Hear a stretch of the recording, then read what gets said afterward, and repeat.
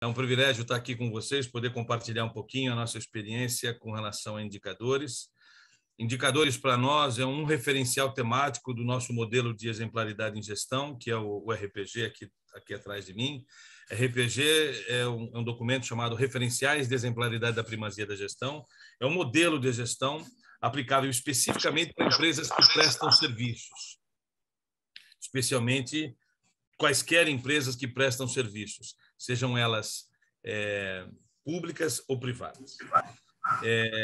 Esse referencial temático, que é o referencial temático segundo dos RPG, ele é aquilo que eu costumo chamar de item prioritário.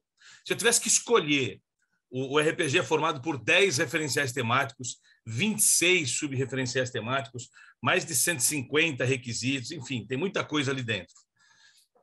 Depois, quem quiser baixar os RPG, é gratuito, eu posso depois colocar aqui um link para vocês baixarem. Mas se eu tivesse que escolher um item para qualquer organização começar implementando, eu diria que se você fizer só o que eu vou falar aqui, você terá um salto absolutamente exponencial no que tange a primazia da gestão, que é o nome que a gente dá a quem implementa esses conceitos. E fazendo já uma menção ao que a senhora Nancy disse, eu tenho uma formação em administração bastante consolidada, né? E tenho livros escritos sobre gestão, enfim. Mas o que me chama a atenção é que implementar o que eu vou falar aqui não é uma questão eminentemente técnica, embora a gente perpassará por circunstâncias técnicas, mas é uma questão eminentemente comportamental. Fazer a implementação do gerenciamento por indicadores e as análises críticas decorrentes deles é um trabalho muito mais cultural do que técnico. Embora existam as duas vertentes, eu dividiria assim, ele é 30% técnico e 70% comportamental. Por isso que eu tive que fazer uma pós-graduação em medicina, porque o assunto comportamento humano ele é absolutamente tratado com amadorismo nas organizações. Então, o que eu vou falar aqui tem um cunho técnico, vai ser basicamente a vertente, mas a gente teve que abrir uma outra empresa só para falar comportamento, e esse outro livrinho aqui é o nosso livro sobre comportamento humano, são os 30 conceitos que eu considero relevantes para que a gente consiga implementar qualquer mudança organizacional. E a gestão de indicadores, da forma como nós falaremos aqui, ela configura uma mudança daquilo que você ouviu já falar sobre indicadores, eu tenho quase que certeza absoluta disso. Muitos de vocês já devem ter ouvido falar de indicadores, não é um assunto novo, é um assunto bastante antigo. Mas do jeito que eu vou falar aqui, provavelmente muitos de vocês vão falar assim, nossa, eu nunca tinha ouvido falar desse jeito.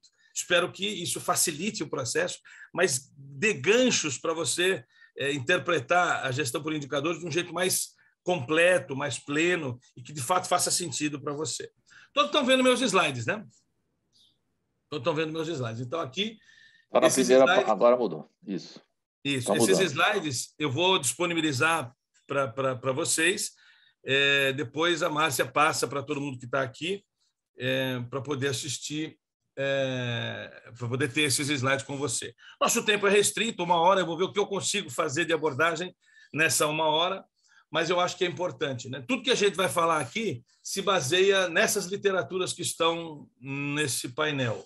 Especificamente essas literaturas, esse aqui especificamente é um livro que eu fiz a revisão técnica pela FNQ, na oportunidade que ela foi editada, e ele está aqui dentre as literaturas utilizadas como base para falar o que a gente vai falar. No curso que a gente dá de indicadores, todos esses livros são abordados com alguma profundidade. Tá? Então, aqui, eu queria começar dizendo basicamente o seguinte. Essa frase do Dr. Deming é muito importante para a gente começar a nossa abordagem aqui. Ó. Não se gerencia o que não se mede. Ok? Não se mede o que não se define. Não dá para medir uma coisa que eu não tenho definição. E não dá para definir uma coisa que eu não tenha compreensão, que eu não tenha entendimento. Se a gente simplesmente olhar nessa figura aqui do Dr. Deming, um cara bastante famoso, eu diria que a gente gerencia muito pouco, porque a gente mede muito pouco. A gente é bom em dar ordens, é bom a dar diretrizes, é bom a definir planos, mas é muito ruim em medir. A gente mede, na verdade, muito pouco nas organizações. E se a gente começar a medir mais, vai demandar que a gente defina mais certas considerações. E se a gente se propor a definir mais, a gente tem que começar a estudar a compreensão de certos fenômenos. Então, isso é muito importante, né? a gente começar a medir, porque a gente quer tomar decisões com base em dados e fatos. O processo decisório, os questionamentos mais frequentes que a gente tem são esse aqui, ó. Qual é o processo ideal para a tomada de decisão? Como aumentar a probabilidade de acerto das decisões tomadas no ambiente corporativo, seja da empresa pública ou privada? Nossa especialidade é empresas que prestam serviço, como, no caso, quaisquer empresas do segmento de saúde. Elas prestam um serviço. É a particularidade dos RPG. É um documento feito para empresas que prestam serviços, especificamente para eles. Quais ferramentas podem ser utilizadas para maximizar as decisões com um grau de acerto maior? Basicamente, os indicadores servem para responder essas três perguntas. É tomar decisão melhor, ok? A gente não faz indicadores só para mostrar para os outros que nós temos indicadores. É para olhar aquele número e, a partir dessa observação, tomar decisões melhores. Nesse sentido, nós temos duas grandes áreas para falar de indicadores. Nós temos uma coisa chamada de inteligência da medição, quer dizer, como é que a gente estrutura o sistema de indicadores, e temos a inteligência da interpretação. Como é que a gente usa esses indicadores para observar e tomar decisão? Então, nós chamamos essa primeira aqui, é a fase número 1, né? Inteligência da medição, é aprender a fazer a pergunta certa. E a inteligência da interpretação é saber tomar a decisão certa a partir de uma informação disponível para quem fez uma pergunta correta. Eu vou falar basicamente dessas duas searas, né? De maneira introdutória, para a gente entender basicamente qual que é a nossa abordagem aqui, ok? Muito bem. Se a gente falar em inteligência da medição, nós temos que nos basear basicamente em como é que a gente estrutura o sistema de indicadores de uma companhia. E se a gente falar sobre inteligência de interpretação, nós temos que inexoravelmente utilizar da estatística, o que muito poucas organizações fazem da forma como nós vamos falar aqui rapidamente. Tá? Então, vamos falar um pouquinho sobre inteligência da medição. Nós temos alguns livros que parametrizam isso. Primeiro, A Verdade dos Fatos, gerenciamento baseado em evidências. Como reconhecer e evitar o perigo das meias-verdades que os números podem dizer. Jeffrey Pfeffer e Robert Sutton fizeram um artigo na Harvard Business Review em 2006. Esse artigo desembocou num livro depois, e a gente vai falar um pouquinho do que esse livro trata aqui. Tá? Depois nós temos um outro livro que vale a pena a gente citar, também de 2006. Parece que em 2006 todo mundo se inspirou a escrever livros importantes sobre indicadores. E a gente tem o livro do Davenport, que ele fala sobre competição analítica e sobre inteligência analítica nos negócios. O quanto nós somos ágeis em olhar números para a tomada de decisão. Também é um livro importante para você ler. E para falar de estatística, né, para falar de análise crítica de indicadores, nós temos tanto os RPG como obras de estatística, mais especificamente sobre controle estatístico do processo, que é aplicável aos indicadores de uma maneira geral. Também é um livro que a gente sugere que vocês depois possam ter a pesquisa.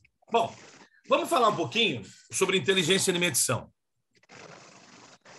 Tem alguém aí que está com algum microfone ligado, né? É um chiado, né? É um chiadinho aí. Será que é o meu? Não, acho que não, né? Então, vamos explicar um pouquinho a diferença entre inteligência de medição e inteligência da interpretação. Essas 5 etapas aqui. Até aqui, nós falamos de inteligência de medição, ok? Daqui para cá, nós vamos falar sobre inteligência de interpretação, que é um outro capítulo desse assunto, ok? Vamos ver se eu consigo falar rapidamente sobre essas duas coisas aqui para vocês, tá? Vamos lá.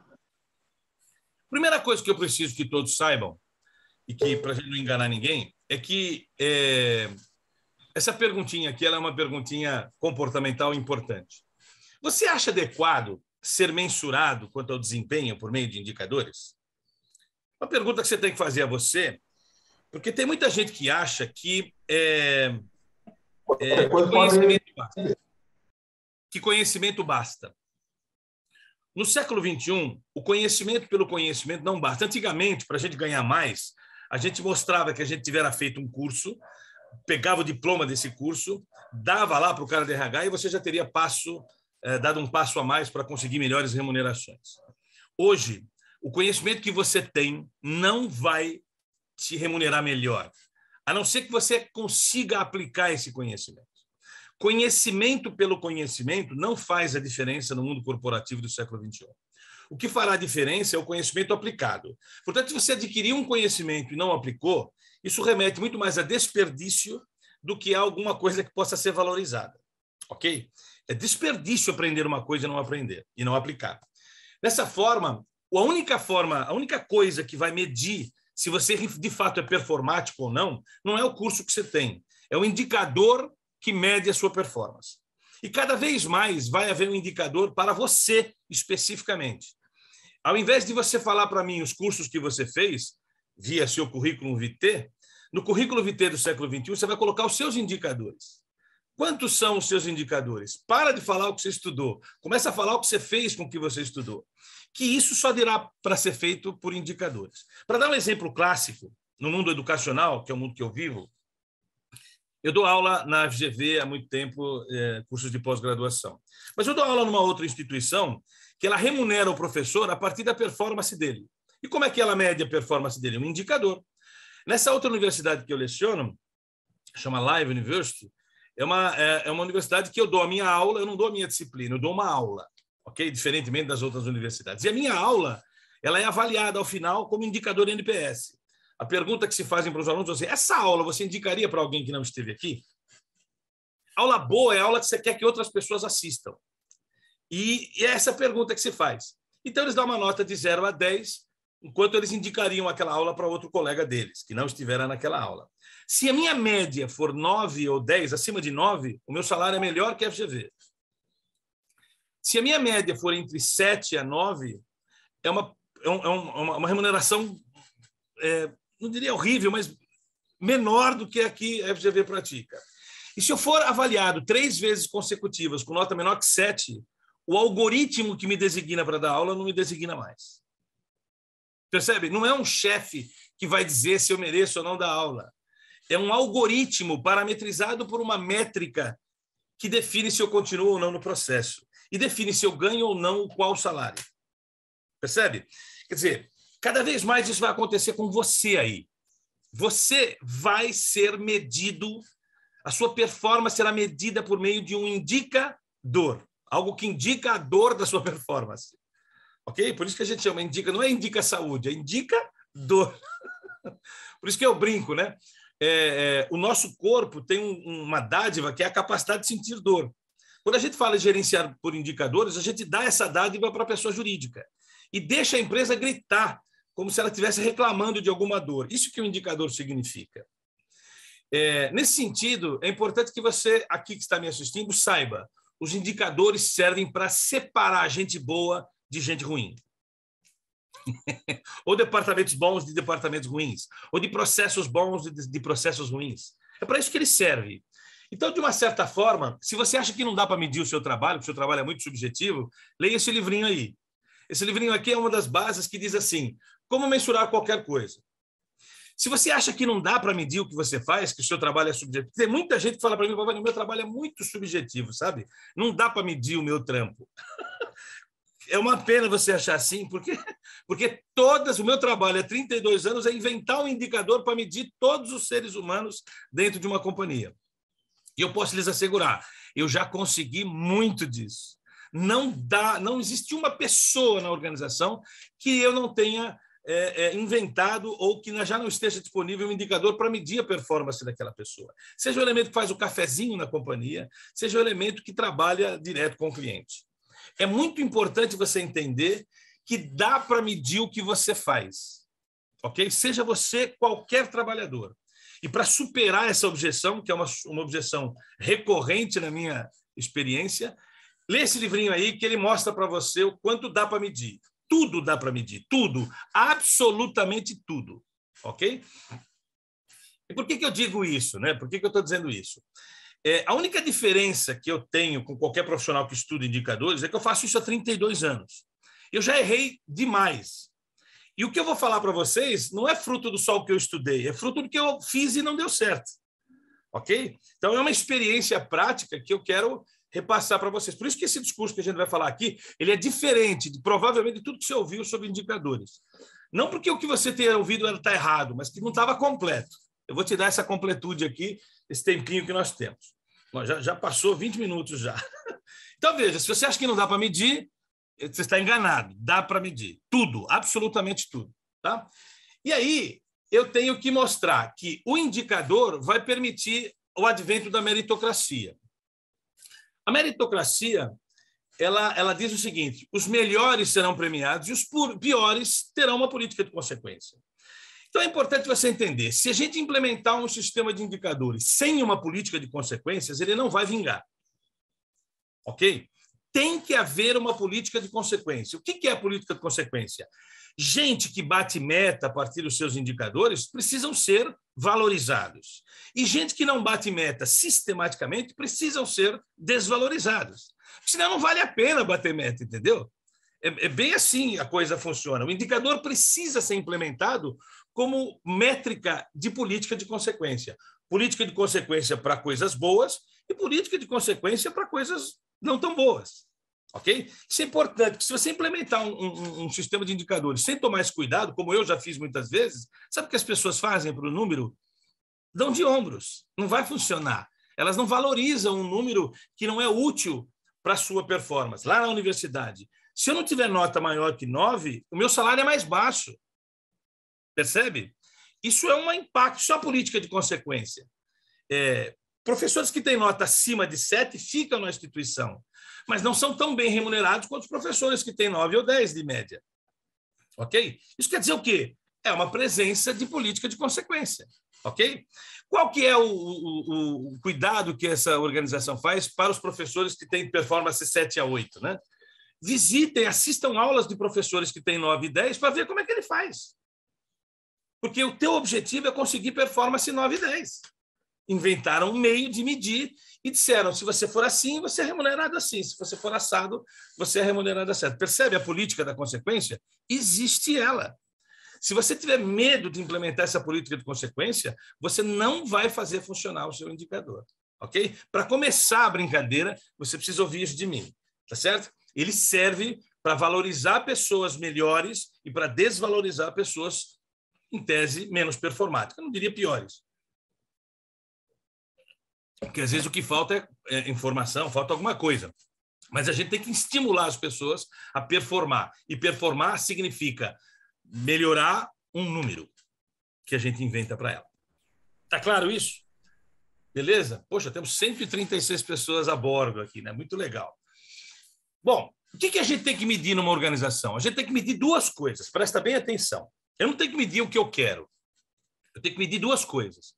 Eu tenho que medir a performance dos processos da casa, e, portanto, eu tenho que ter eles definidos. E eu preciso medir a performance dos projetos da casa. E eu preciso ter eles definidos. Portanto, vamos fazer uma conta besta aqui. Se eu tiver 10 projetos e 20 processos, vamos pensar assim, tá bom? Um número qualquer. Eu teria que ter, na atual conjuntura, com aquilo que vocês viram até agora, 30 indicadores. Por quê? Porque eu tenho 10 projetos e 20 processos. Tá? Pensando nisso, eu tenho 30 coisas para medir. Eu teria que ter, no mínimo, 30 indicadores. Ok? Só para você ter uma noção de grandeza. Você tem menos de 30 indicadores e tem mais ou menos 10 projetos em andamento e 20 processos em andamento, está faltando indicador na sua casa. Então, isso é um número de grandeza para você entender. Qual a diferença de projeto para processo? Processo é uma coisa que acontece recorrentemente na companhia. Projeto é aquilo que está acontecendo pela primeira vez agora. Se é uma coisa que nunca foi feita e que vocês estão desenvolvendo, a implementação de algum sistema, alguma coisa assim, isso é um projeto. Ele tem indicadores particulares, nós chamamos de indicadores finitos. Nós vamos chegar lá. Tá? Então, tá claro, nós temos que medir duas coisas da companhia. Projetos, a quantas andam performaticamente esses projetos, e os processos, a quantas andam esses processos. Nós não devemos medir departamentos. Ok? Os departamentos não significam muita coisa para a gente. Eu quero saber que aquele departamento é um elo de um processo. E eu quero medir a performance do processo. Ok? Isso exige uma mudança de modelo mental aí. Ao invés de a gente ser orientado por departamento, a gente tem que ser orientado por processo. É um fundamento que o indicador corrobora. Mas isso é outro assunto, é outro referencial temático lá dos RPG. Entendido isso, a gente tem aqui os processos, que devem ter as suas métricas, e a gente deve ter um mapa estratégico de vocês, ou como o RPG valoriza, a gente valoriza uma coisa chamada MI, Mapa de Intervenção Estratégica. Todas essas bolinhas aí são projetos ou processos estratégicos da companhia. Eles precisam ser medidos. A gente utiliza uma metodologia chamada OKR, que todos os OKRs têm o seu indicador. Tá? Mas, enfim, sabido o que eu tenho que medir, eu preciso que você entenda agora um conceito que ele é muito importante para nós. A diferença de dado, de informação e de indicador. Se você entender essa diferença e acabarmos essa nossa palestra, quando você entender isso aqui, você já vai voltar para a sua organização e vai ter um monte de coisa para fazer, do seu ponto de vista da oportunidade de melhoria. Quer ver? Vamos entender o que é dado, o que é informação e o que é indicador. Eu não vou ler aqui o slide para não ficar redundante. Eu vou dar um exemplo aqui para você. Vocês estão me vendo também, né? Estão vendo a minha imagenzinha aqui, tá bom. O dado é aquilo que é armazenado num banco de dados, ou em algumas empresas não é um banco, é um bando de dados. Qual que é a diferença? O que é um dado? Por exemplo, tudo que é unitariamente armazenado. Por exemplo, uma reclamação é um dado. Uma nota fiscal emitida é um dado. Qualquer coisa é um dado. Qualquer coisa individualmente armazenada num banco ou num bando de dados é o que a gente chama de dados. O problema dos dados é que eles não oferecem foco na gestão. Ele é apenas um componente para a gente tomar alguma decisão. Então, se dado é uma reclamação, o que seria a informação? Okay? Que é o próximo item aqui. A informação, ela é a soma de diversos dados conforme uma lógica. Por exemplo, faturamento não é um dado, é uma informação. Por quê? Porque informação é a soma de um certo dado. Eu vou pegar todas as notas fiscais emitidas num determinado período e vou chamar isso de faturamento. Ok? Reclamações no mês é informação. Eu vou pegar cada reclamação recebida, somá-las, e aí, quando eu tenho essa visão global, eu tenho uma informação. Percebe a diferença do dado para a informação? Dado é uma unitária componente. É uma coisa que não serve para tomar decisão. Agora, quando eu somo diversos dados à luz de um certo interesse, eu tenho informação. Está claro isso?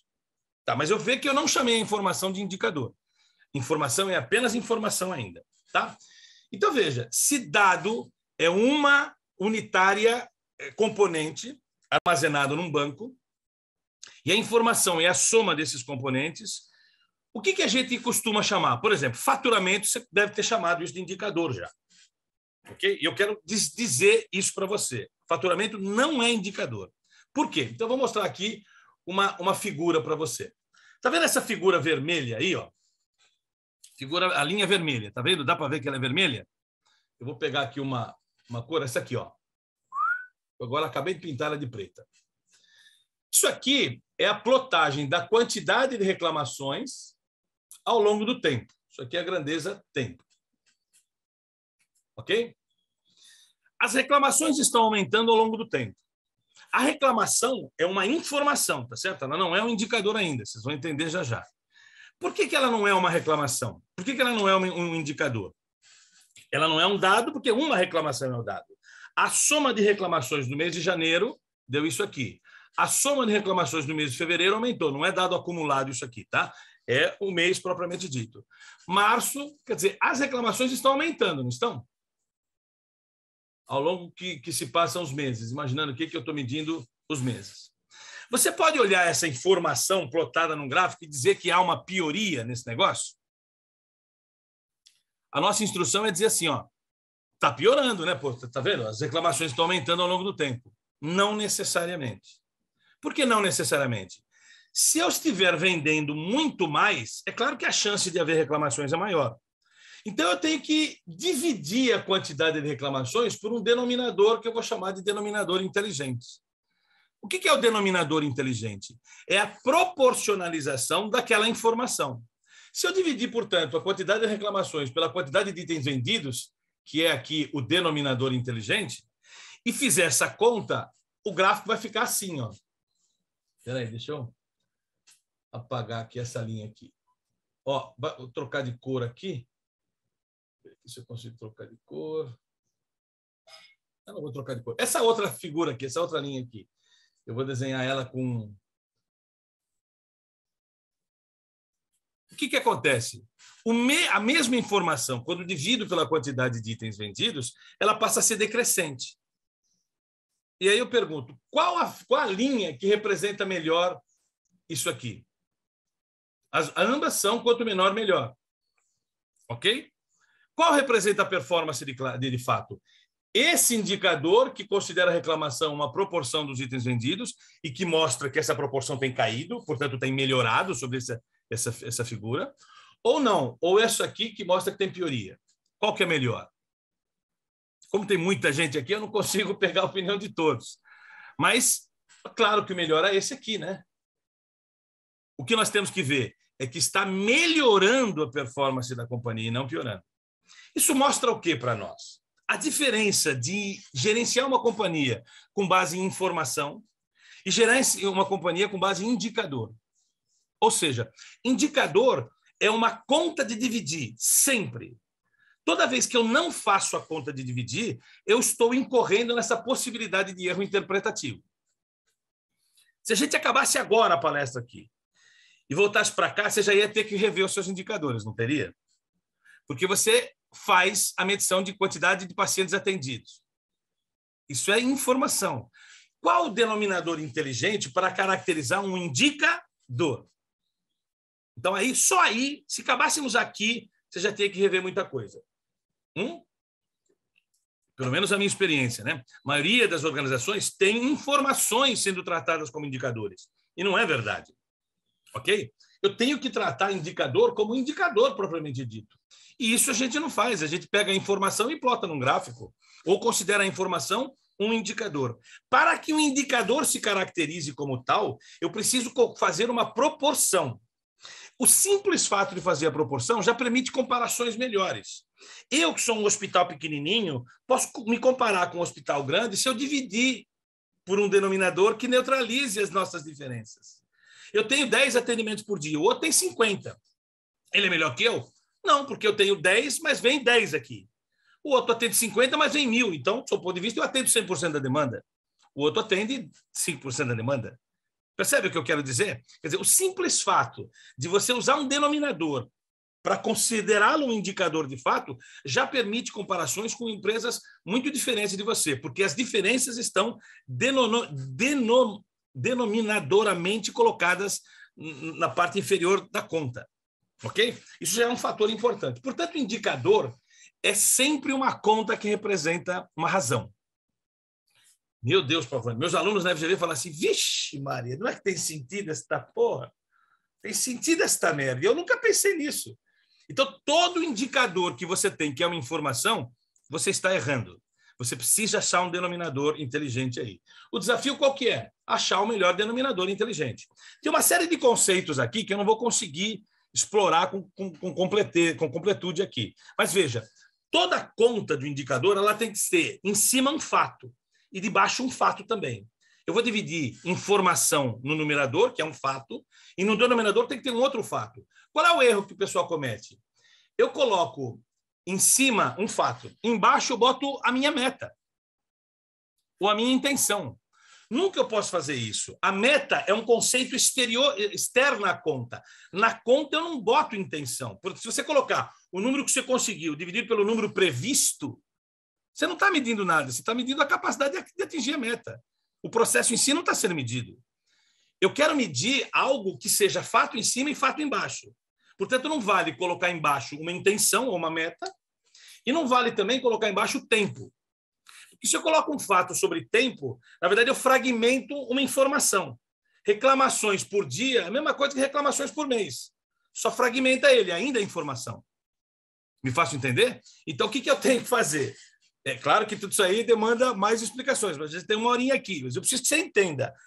Um indicador é fato sobre fato, ok? E embaixo não pode ter a grandeza tempo e não pode ter a grandeza meta ou intenção. Portanto, se você mede planejado, realizado sobre planejado, você está errando. Você não está medindo o processo em si, você Você está medindo a sua capacidade de bater a meta, mas a performance do processo não está sendo medida. Eu preciso medir o processo, ok? Só vai ter uma exceção aqui quando eu tenho projetos. Nos projetos, eu não tenho outra coisa para medir. Eu tenho que fazer realizado sobre previsto. Por quê? Porque é um indicador finito. Estão vendo aqui a palavrinha finito? O que é um indicador finito? É um indicador que vai acabar um dia. Quando acabar o projeto, acabou o indicador. Ok? Aí ele vira um processo. Aí sim eu tenho que ter indicadores infinitos.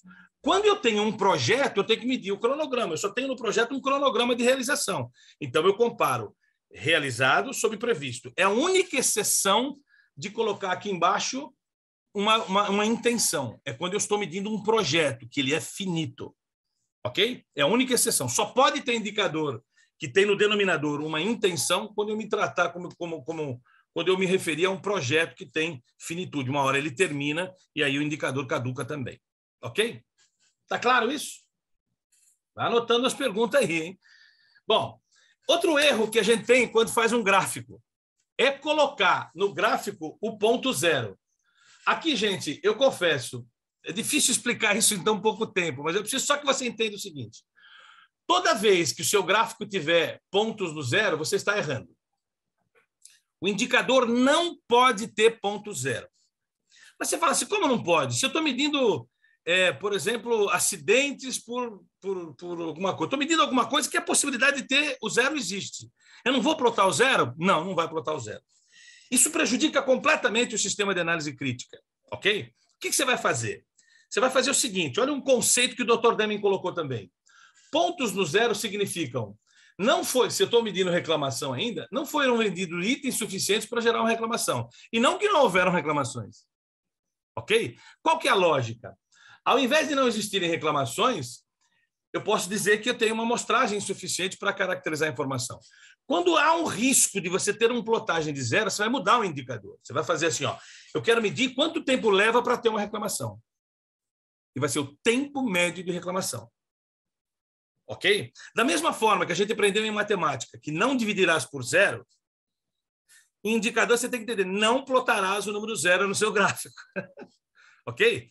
Eu sei que você não consegue engolir isso tão fácil, mas eu teria que ter pelo menos mais umas 2 ou 3 horas para explicar esse conceito. Não admita um gráfico que possa ter plotagens no número zero. Ok? Isso deturpa completamente o número, faz você achar que a média é real. E a média não é real. Ok? Então, isso é importantíssimo você entender. Já dá para voltar e corrigir. Puxa, eu tenho um indicador que tem pontos no zero. Então, a ideia é você mudar a métrica para que não seja possível o número zero ser plotado. Ok? Muito bem. Por que eu falo isso? Porque eu já errei muito aqui, tá bom? Então, eu preciso explicar isso para você. Embora seja apenas um perpasse aqui, né? Tá claro isso, gente? Aí você deve estar falando assim, Pavani do céu, estou depressivo aqui. Eu já tenho indicador que é informação e bosta, e eu já tenho um monte de gráfico que está no zero. Tem que corrigir isso, tem que corrigir isso. Bom, o que mais? Então, aqui é uma mudança, né? 25, eu estou medindo, em vez de eu medir reclamações, eu estou medindo tempo médio para acontecer a reclamação. Tá bom? Bom, outro conceito aqui importante. Quando eu meço um processo ou um projeto, eu tenho que medir grandezas. Então, é importante você considerar que existem 5 grandezas para medir uma coisa. Eu preciso medir a qualidade de uma coisa. Opa! Eu tenho que medir a qualidade de uma coisa, eu tenho que medir o custo, o tempo, a moral, a segurança. Então, cuidado. Se a gente pensar nisso aqui, aquele número 30 que eu falei vai mudar. Por quê? Eu tenho, por exemplo, 10 projetos e 20 processos, não é isso? Eu falei, eu tenho que ter pelo menos 30 indicadores. Mas eu posso medir a qualidade de um indicador, de um processo. Eu não teria que medir também a velocidade dele? Eu não poderia medir também o custo dele? Eu não poderia medir o quanto as pessoas que trabalham naquele processo estão moralmente satisfeitas? Eu não poderia medir também qual o nível de segurança daquele processo? Então, qual que a gente sugere? Um processo tem que ser medido por pelo menos 2 grandezas, 2 dimensões, como estão colocadas aí. Então, um processo, eu meço a qualidade dele, beleza, é um indicador, mas eu vou medir também a velocidade dele. Principalmente na área de serviços, não adianta a gente prestar um serviço só muito bom, ele precisa ser rápido também. Porque se ele não for rápido, vai gerar uma insatisfação com as pessoas. Então, eu teria que medir pelo menos 2 desses. Partindo desse pressuposto, os nossos 30 indicadores já mudou para 60. Certo? Por que 60? Pô, Pavani, se eu tenho um processo, eu tenho que medir a qualidade dele e, por exemplo, o custo dele. Beleza. Uma dimensão só é muito pouco. É muito pouco. Ok? Então, vamos pensar. Poxa, vamos medir pelo menos 2 grandezas de cada processo, 2 dimensões, perdão. 2 dimensões de cada processo e 2 dimensões de cada projeto. Ok? Já dá para a gente fazer um número 60 aqui na nossa cabeça. Quer dizer, eu tenho 20 processos e 10 projetos, eu teria que ter 60 indicadores. Um número hipotético aqui, só para ter uma ordem de grandeza. Você saber se a quantidade de indicadores que você tem é razoável para a quantidade de processos e projetos que você tem. Só para você ter uma comparação aí. Tá claro isso? Beleza? Bom, vamos para frente. Agora é que eu preciso que você entenda o seguinte. Toda vez que eu faço uma conta, numerador sobre denominador, eu tenho um título para dar para esse indicador. E eu quero que você entenda o seguinte. Todo indicador precisa começar com a palavra taxa, ou índice ou coeficiente. E o que eu vejo é uma grande bagunça nesse aspecto nos indicadores. Se eu tenho em cima dinheiro, embaixo dinheiro, grandezas iguais, o resultado dessa conta é uma proporção. E eu vou chamar isso de taxa. Taxa o que é? É o resultado de uma conta que dá um percentual.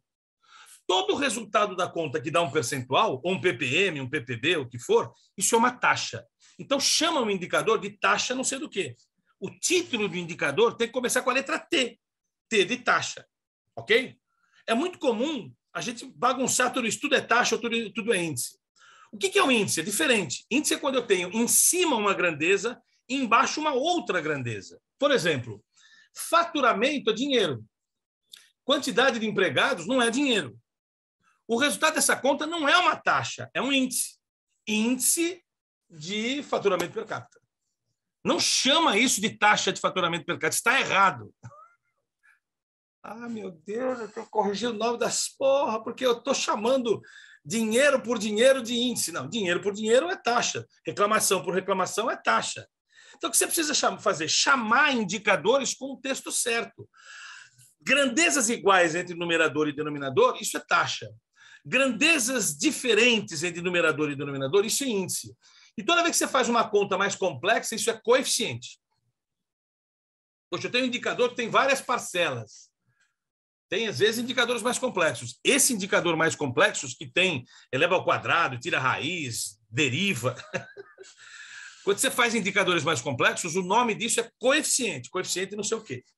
Ok? Então, aprenda a dar nome certo aos indicadores. Taxa é taxa, índice é diferente de taxa e coeficiente é diferente de índice de taxa. Qual que é melhor? Melhor é o coeficiente. Depois, o segundo melhor é o índice. E o terceiro melhor é a taxa. Ok? Se eu pudesse ter mais índices e coeficientes do que taxa, seria ótimo, mas não é tão fácil assim. Ok? Mas agora é para você entender. Puxa vida, os que eu tenho, que é numerador e denominador, eu estou chamando errado.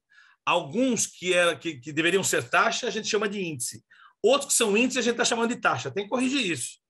Isso não é só uma questão semântica. Isso é importante corrigir. É um conceito que você precisa corrigir. Ok? Mas o indicador chama 10 anos índice de alguma coisa. Eu acabei de constatar que isso é uma taxa. É hora de você ensinar as pessoas. O meu compromisso aqui é com aquilo que é correto. É hora da gente parar de chamar o que era índice de índice e começar a chamar-se taxa, se a conta é com essa proporção aqui. Tá claro? Último conceitinho aqui para falar de inteligência, que é muito importante. Pessoal, presta atenção nesse conceito aqui. O que é indicador, taxa ou índice ou coeficiente, não interessa. Eu preciso medir 2 coisas. Por exemplo, eu quero emagrecer. Pavani quer emagrecer. O que eu posso medir? Posso medir meu peso, né? Como é que eu faço a conta para medir um peso com um numerador e denominador? Faço assim, ó, peso hoje menos peso daqui 30 dias, que eu quero que seja menor, dividido pelo peso hoje. O que é isso? Taxa ou índice? É taxa. Eu tenho peso em cima e peso embaixo. O resultado dessa conta é quantos por cento eu reduzi do meu peso. Ok? Posso medir perímetro ainda. Perímetro é a circunferência da nossa... Magoa medir perímetro, mas é importante. Perímetro hoje, menos perímetro daqui 30 dias, dividido pelo perímetro hoje, é taxa de redução do perímetro, de aumento do perímetro, se for negativo. Ok? Então, esse é o cálculo. Se eu quiser medir massa corpórea, como é que mede massa corpórea? É peso dividido pela altura ao quadrado. Aqui tem quilo, aqui tem altura. Outra grandeza. Então, é índice de massa corpórea. Não é taxa de massa corpórea. É em IMC, não é TMC. Ok? Esses 3 indicadores são indicadores outcomes. E é aqui que eu quero que você entenda esse conceito. O que é indicador outcome? Indicador outcome, meu querido, é um indicador que mede o efeito de um esforço. Ok? Se eu quero emagrecer, eu tenho que fazer alguma coisa para perder peso, para perder perímetro e para perder massa corpórea. Ele mede o resultado. É o indicador que mede o quanto eu estou conseguindo o meu objetivo. Ele é chamado de outcome. Mas o que eu preciso fazer para merecer emagrecer? É aí que entra o indicador driver, que a maioria das organizações come bola, não faz isso. O que é o driver? É o que eu tenho que medir e não pedir, é medir. O que é? Eu tenho que fazer o quê para emagrecer? Tem que dar 10 mil passos por dia? Tenho. Se eu não der 10 mil passos por dia, eu não mereço emagrecer. Eu tenho que comer uma certa quantidade de calorias a menos? Tenho que correr mais? Percebe se eu tenho grandezas aqui que eu posso medir também e que não são outcomes, são drivers. E é aqui que entra a maior bola parada. Os indicadores que você tem na sua companhia são todos outcomes, na grande maioria das vezes. Eles não são drivers, que medem o resultado. Medir resultado é bom, mas não basta. Eu preciso medir e não pedir. Uma coisa diferente é, dê 10 mil passos por dia. Coma tantas calorias por dia. Isso é uma orientação. Agora, vamos medir. Quando a gente mede, as coisas ficam claras. Por que eu não emagreço? Porque eu não ando os 10 mil passos. Porque eu não como as 50 calorias, as 500 calorias por dia, sei lá. Percebe que eu não mereço emagrecer? Esse é o conceito. Para cada indicador outcome, eu teria que ter pelo menos um indicador driver. E agora você vai fazer uma conta aí. Poxa, eu tinha 60 indicadores, 10 projetos, 20 processos. Cada um eu estou medindo em 2 grandezas, deu 60. Agora você está me falando que para cada... Esses 60 todos são outcomes. Pode olhar lá na sua companhia. São outcomes. São indicadores de resultado. Poxa, eu tenho que inventar, então, 60 drivers? Esse é o caminho. Você precisa inventar 60 indicadores drivers. Porque se você não tem o driver, você não sabe o que fazer para merecer o outcome. Faz sentido? Se eu quero vender o que é? É driver ou outcome? A grandeza vender é driver ou outcome? É outcome. Porque tem um cara lá só para impedir isso de acontecer, que é o goleiro. Tudo que não depende só de mim é outcome. Agora, passe de bola é driver. Posse de bola é driver. Chutes a gol é driver. Quanto melhores forem os drivers, maior é a chance de eu bater o outcome, que é vitórias, que é gols. Vender é outcome. O que é driver? É visita, é ligação, é contato. Eu tenho que medir essas coisas. Eu não tenho que dar uma orientação, eu tenho que medir. Essa é a diferença. Eu não sei se você entende a grandiosidade do que eu estou falando. Tem aqui 140 pessoas na sala. Mas eu posso lhe assegurar, essa é a bola parada da bagaça. Nós não medimos os drivers. Porque o driver é o maior dedo duro da paróquia. Quando eu sei um driver, eu sei por que eu não estou batendo a meta do outcome. Porque eu não fiz o driver. Eu vou falar um conceitinho aqui, que é para você gravar isso aqui. Todo indicador tem que ter meta. Nós vamos falar rapidamente sobre isso aqui. O outcome tem que ter meta e o driver tem que ter meta. Mas bater a meta do outcome é uma decorrência de bater meta de driver. De todos os componentes ali, para gerar o resultado. Então, veja bem, se eu não bater a meta de driver, eu tenho que ser chamado de quê? Grava isso, tá? É safado um cara que não bate meta de driver. Por quê? Porque é driver. Se eu não dou os 10 mil passos, eu sou safado. Se eu não como as minhas 500 calorias, eu sou safado, eu não mereço emagrecer. Então, não é um problema de meta, é um problema de indisciplina. Não bater meta de indicador driver é um problema disciplinar, que não se pode engolir mais nas organizações. Agora, se eu bati a minha meta de driver e não bati a meta do outcome, o driver não está sendo suficiente para construir aquele outcome. Me faço entender? Esse é o caminho do nosso trabalho.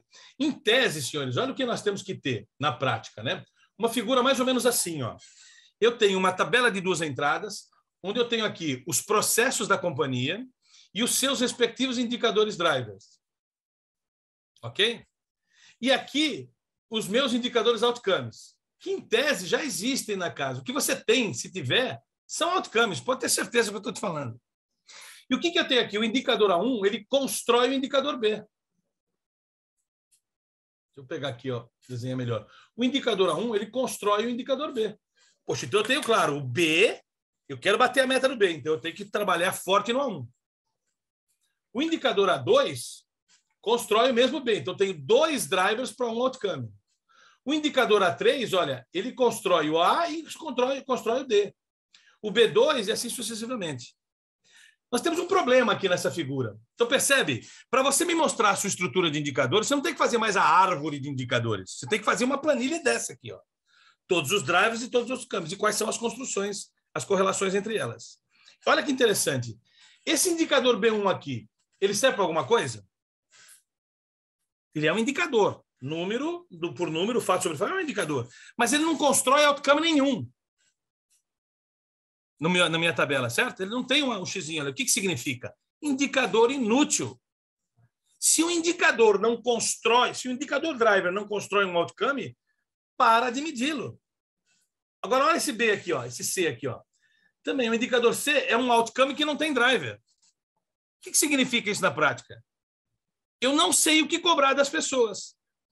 O driver passa a ser a quantidade de orações ou de missas que a gente faz para conseguir aquela coisa. Não pode ser o driver a quantidade de orações ou de missas. Veja, esse indicador aqui, mas o indicador C é importante, então acho um driver para ele. Mas não tem driver, então tira o C. Não, mas o C é importante, então acho o driver para ele. Mas não tem driver, então tira o C. Não tem brincadeira, não tem negociação. Se você não sabe o que cobrar das pessoas no esforço mensurável, não dá para cobrar o indicador outcome, me faço entender? E se tem um driver que não constrói nada, para de medir esta bagaça, por mais que seja um indicador do departamento antigo. Ave Maria, Pavane do céu. Essa é a tabela final de uma estrutura de indicadores que caracteriza a inteligência na medição. Eu posso ficar mais sofisticado. Os próprios drivers têm uma correlação entre eles aqui. Eu não vou nem... A casinha da qualidade aqui do QFD, quem conhece, sabe do que eu estou falando. Eu tenho uma correlação aqui, eu tenho uma correlação aqui, mas é um estágio de maturidade muito melhor, muito mais desenvolvido, né? Primeiro que você tem que fazer é construir isso aqui, sem ter o indicador B1 e sem ter o indicador C. Construir esta correlação de causa e efeito. Me faça entender? Gente, essa é uma lacuna. Nas organizações isso não existe. Para minha tristeza.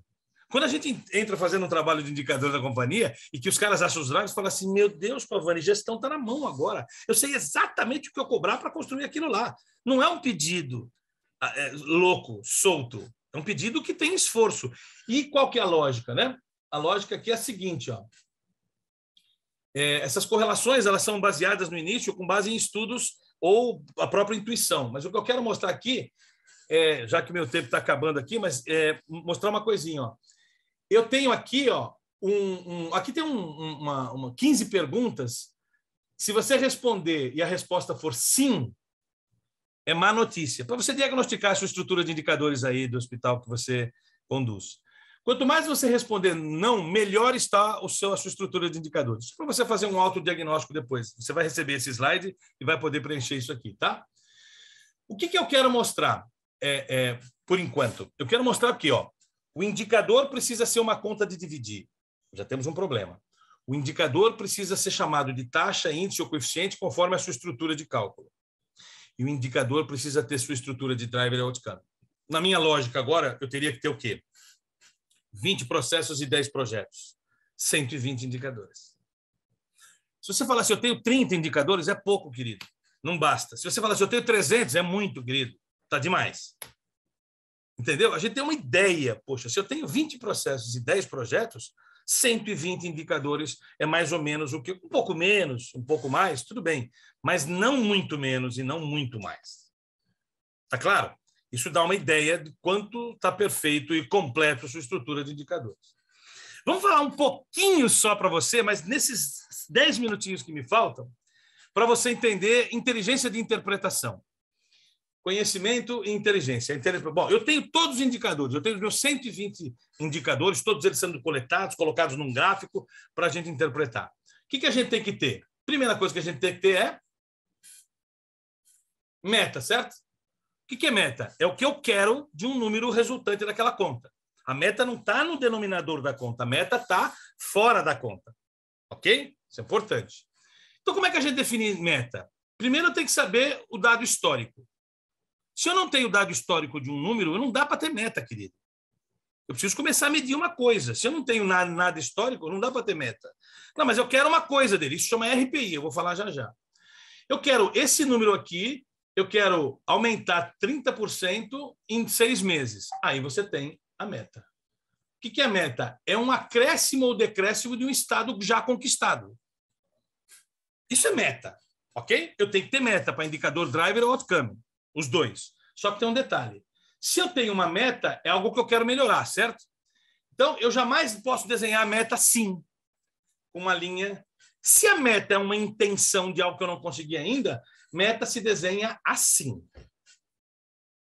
Esse é o número que eu tenho hoje e esse é o número que eu quero no final do período. Portanto, é uma diagonal. Nunca é uma reta. Claro, meu senhor. Ah, desgraça, tá reta. Eu sei. Se for quanto maior, melhor, é assim. Se for quanto menor, melhor, é decrescente. Poxa, faz sentido, pô, é óbvio demais, mas faz sentido o que esse desgraçado está falando. Se é meta, é algo melhor do que eu já estava. Eu tenho que desenhar uma diagonal. Além da meta, o que eu tenho que desenhar? Além da meta, eu tenho que desenhar o RPI. O que é RPI? É o que a parte interessada quer daquele número. Não interessa se é possível ou não. Eu quero 0 defeito e acabou. É 0 o meu RPI, mas não é meta. Entendeu a diferença de meta para RPI? Meta é algo ousado, mas possível. RPI não tem compromisso com o possível, é uma vontade da parte interessada. Então, muito indicador que você nunca mediu vai ter só RPI, não vai ter meta. Por quê? Porque eu não tenho o dado histórico dele. O que o órgão regulador quer não é meta, é RPI. Você pode até considerar a meta igual ao RPI, mas meta é um conceito, RPI é outro conceito. Ok? E eu tenho também os referenciais comparativos. Deixa eu pegar alguém que eu considero exemplar para ver qual é o número dele da mesma conta. E boto no gráfico. Eu tenho o referencial comparativo pertinente e o referencial comparativo de exemplaridade.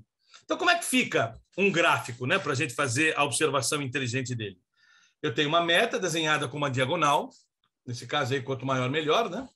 Eu tenho um RPI, que é o número que eu quero, que não pode não ter relação com a realidade, com o possível, mas é RPI, RPI, RPI, não tem jeito. RCP e RCE. Teoricamente, são esses 4 parâmetros que eu tenho que utilizar para interpretar um gráfico. Ok? Então, para a gente entender como é que isso fica na prática, né? Vamos lá. Eu vou ter que ter alguma solução, alguma ferramenta na sua casa para demonstrar esses números. Como é que vai ser isso aí? Eu não sei. O que a gente quer é que você utilize sempre gráficos lineares. Gráficos lineares. Esse é o gráfico que você tem que utilizar. Tira a pizza da tua vida, tira a barra da sua vida. É gráfico linear, porque eu quero saber o transcorrer daquele número ao longo do tempo. É isso que eu quero ver. Ok? Bom, tendo a ferramenta para disponibilizar o gráfico, o que eu tenho que fazer? Análise crítica dele. E essa análise crítica se faz assim. Deixa eu te explicar rapidamente isso, tá? Muito rapidamente. Aqui tem uma sala chamada Management Cockpit, que as organizações estão chamando de sala da situação. O que é a sala da situação? A sala da situação é uma sala que aqui, ó, não sei se vocês veem aqui, ó, aqui estão os indicadores outcomes, os vermelhinhos aqui, e tudo aqui, ó, são os indicadores drivers. Porque tem mais driver do que outcome, tá claro? Faz sentido isso para vocês? Tem mais driver do que outcome. Muito bem. E essa sala aqui é uma sala da situação. Todos os indicadores da casa estão ali. Não tem essa mesa aqui. E acontece o quê? Como é que se faz a reunião de análise crítica? Se faz assim. Vou colocar aqui para você um diagrama, né? Ó, Situação 1. A tendência do indicador outcome demonstra previsibilidade estatística e melhoria além da meta parcial atendida. Quer dizer, olha o outcome e está bom. O que eu faço? Aplaudo e reconheço os envolvidos. Nem olho o driver. Porque o outcome está bom. Ok? Situação 2. A tendência do indicador outcome está ruim. Olha o outcome, não está bom o outcome. O que eu faço? Vou lá e olho o driver. O driver está ruim? Chama os caras do driver. Os caras já entram na reunião de costa. Por quê? Porque vão apanhar. Se o outcome não está bom e o driver não está bom, é óbvio que é por causa disso que o outcome não está bom. Então, vamos lá. Discute com a equipe os motivos das indisciplinas, porque driver é indisciplina, e fala assim, senhores, uma vez eu aguento, 2 vezes eu aguento, 3 vezes eu não aguento. Ok? Sistema de consequência. Essa é uma possibilidade. Então, essa aqui é a situação que mais acontece. Outcome ruim e driver ruim. E aí você fala, puxa vida, a reunião de análise crítica de pé nessa sala é de pé. É muito rápida. A gente conduz isso. Chama o cara e fala assim, não vem dar justificativa, eu quero saber, o que você não fez eu já sei. Eu quero saber por que você não fez. Porque você precisa de alguma ajuda para fazer o driver que você está fazendo, porque não fazer driver, não dá para admitir isso. Tá claro? Agora, a situação 3. Situação 3. Eu tenho o outcome não está bom, o outcome não está bom, e eu olho o driver e o driver está bom. O que quer dizer isso? Poxa, o outcome não está bom e o driver está bom. As pessoas não são culpadas, somos nós que estamos cobrando o driver errado. Eu preciso rever o driver. Está todo mundo fazendo o seu trampo bonitinho, mas não estamos chegando lá. Ou seja, o driver não constrói o outcome. Temos que rever a estrutura de driver. O que a gente faz hoje? Só olha o outcome. E se está batendo, nós ficamos felizes. Se não está batendo, nós sai comendo o rabo do povo. Ou oração. Aí chega o cara e fala assim, não, vamos conseguir no próximo mês. Por quê? Porque Deus é grande, nós vamos chegar lá. Hip, hip, urra. E os caras fazem um código um grito de guerra, hip, vamos lá. E sai todo mundo sem saber o que fazer. Porque vão trabalhar na próxima vez, se tiver sorte, o número muda. Se não tiver sorte, o número não muda. Mais ou menos assim que a banda toca. Ou seja, senhores, isso é basicamente o que a gente faz. Para fazer isso, nós temos um substantivo muito maior, que é um módulo específico do nosso modelo, né, que fala estatística interpretacional. Eu não vou entrar nesse mérito aqui, eu só vou colocar uns slides para vocês verem que, para interpretar se o número está bom ou não está bom, eu preciso ter um conhecimento de estatística interpretacional. Você não precisa aprender a fazer conta ou ser bom em estatística. Você tem que saber o que é estatística interpretacional. E a gente colocou aqui algumas historinhas só para vocês terem uma ideia do que é isso aqui. Tá? Não vai dar tempo de eu falar isso aqui nesse momento, mas tem aí toda uma análise estatística que permite você não comparar o número com outro número. Por exemplo, só para ter uma ideia aqui, ó, vou dar um exemplo para você. Aqui tem uma série de exemplos aqui que dão, mas eu queria mostrar esse gráfico aqui. Ó. Tá vendo isso aqui? Ó? Vamos imaginar que a meta fosse essa aqui. Ó. Ok? Isso aqui fosse um gráfico, quanto maior, melhor. Qual que é o teu jeito de interpretar aí que está errado? Só vou falar isso e a gente termina e é para perguntas, tá? Você fala assim, puxa, se a meta é essa aqui, está numa diagonal, certo? Fala assim, aqui eu bati a meta, aqui eu bati a meta, aqui eu bati a meta e aqui eu bati a meta. Não é assim que a gente pensa? Mentira, está errado. A meta só é batido quando a média bater essa coisa aqui. Enquanto a média for uma coisa abaixo da meta, eu não bati a meta ainda. Você interpreta assim, ó, aqui eu bati, aqui eu não bati, aqui eu não bati, aqui eu bati, aqui eu não bati. Então, você raciocina mais ou menos assim, ó. Quer ver, ó? Ó como é que a gente raciocina normalmente. Se a meta é essa, a gente fala assim, bati a meta. Aí eu tenho azar, sorte, sorte, azar, sorte, azar, sorte, sorte, sorte, sorte, azar, sorte. Ih, azar, azar. Nós temos que te ensinar um jeito de entender quando a meta está batida mesmo. E quando a meta está batida? É quando a média desse rol de pontos for maior do que a linha que eu desejo. Como é que é isso, Pavone? Pô, eu preciso de mais tempo para te explicar isso. Mas essa é a lógica que muda completamente a interpretação do que é bater a meta e do que não é bater a meta. Ou o que é bater o RPI e o que não é bater o RPI. E todo um conceito de estatística interpretacional que a gente precisa entender. Deu para entender mais ou menos o que é essas coisas aqui? Tem muita coisa para a gente ver, né? Uma hora é bem pouquinho, mas acho que já deu para ter uma ideia do que é. Eu vou deixar aqui no slide mais importante para nós, que é o conceito de driver e outcome, que é o conceito mais pouco implementado nas organizações que se acham ter uma estrutura de indicadores estruturadas. Bom, estou aqui no meu 11:10. Acho que eu cumpri a meta aqui do horário, né? Então, vamos abrir para pergunta. Se alguém quiser fazer a pergunta, eu estou aqui à disposição.